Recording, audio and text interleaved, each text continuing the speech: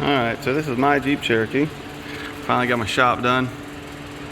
Got a lot of stuff to do, gotta wire it. That's gonna potentially be a rat rod, my regular truck, air compressor.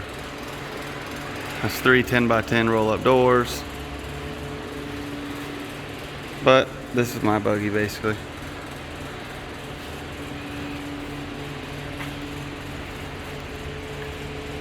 Fully caged. I've upgraded to these 40-inch USDs. So I'm needing to take that 44 out. We got this 60 that's gonna go in. A lot of work to get that done. But my Cherokee, aside from being no body and a full cage, is turbo. Get his hood pin up. My turbo is just an eBay version of an HX35 off of a 5.9 Cummins. Exhaust goes out the side. Another wideband right there. This winch controller. Way down in there is the wastegate. Can't really see it. Air filter. Mine just comes around. I got no intercooling. I do plan to intercool it in the future. This cheap blow-off valve. This OBX FMU is how I control my fuel. It is not put on there fancy. You gotta love the zip ties.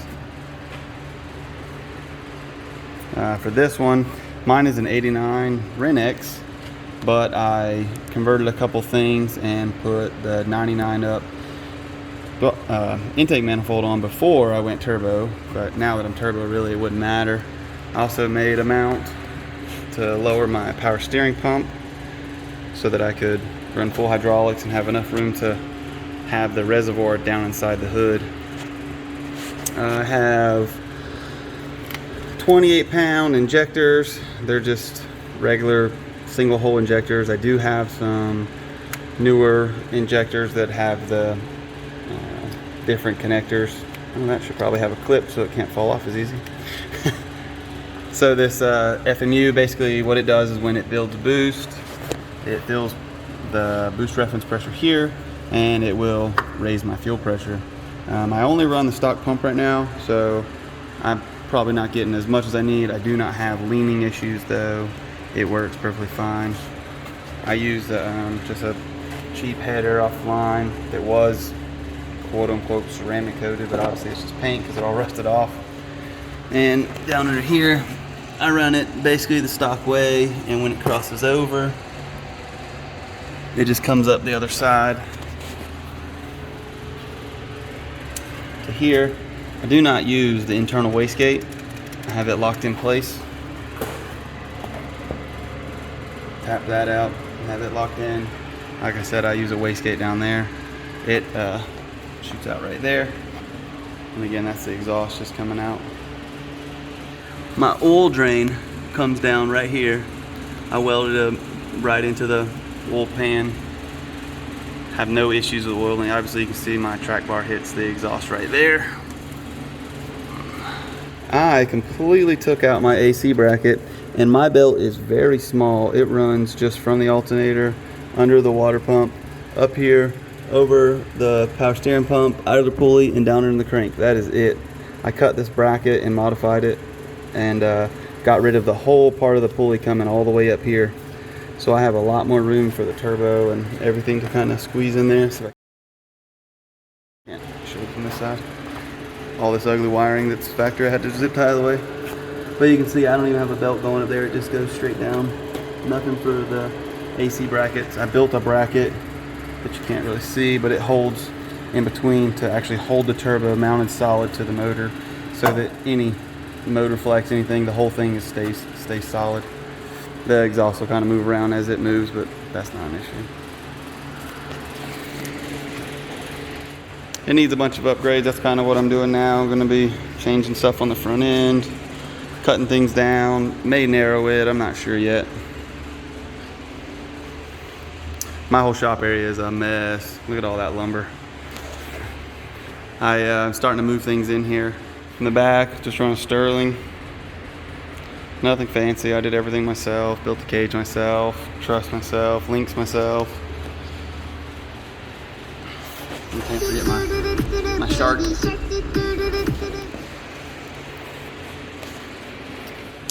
The reason I'm upgrading is I broke another shaft.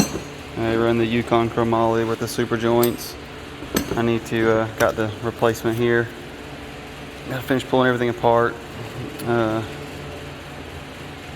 They seem to not be holding up. I was running 38s, and that's the second time I broke one since I went to these 40 USDs. There's no way I can do it with these anymore. So, time to upgrade. My original setup was just a 44 that I've had to replace a couple because I've cracked at the housing where the tube, and I made a BS truss to attach to these little plates that I made to put the springs on, and we did the high steer arms with but then I, just trying to get everything stronger quick, just made something real fast that would be double shear, and it helps a lot. This bolt right here used to come loose a lot.